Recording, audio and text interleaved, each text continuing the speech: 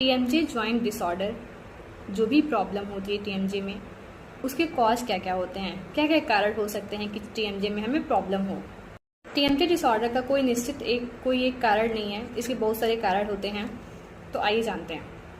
पहला कॉज है कि अगर आपको आर्थराइटिस है, जॉइंट में, बोन में कोई प्रॉब्लम है, बोन की कोई दिक्कत है, तो फिर आपको टीएमजे में प्रॉब्लम हो सकती है। अगर आपको टीएमजे डिस्क में कोई दिक्कत हुई है या फिर कोई इंजरी हुई है, तो भी आपको टीएमजे से जुड़ी दिक्कत हो सकती है।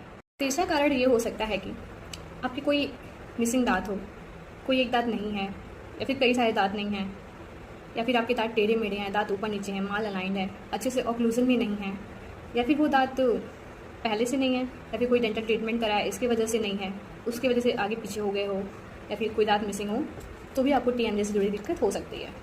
टीएमजे डिसऑर्डर जो होता है वो जेनेटिकल भी होता है। अगर आपके पेरेंट्स को है तो आपको भी होने की संभावना होती है। अब पांचवा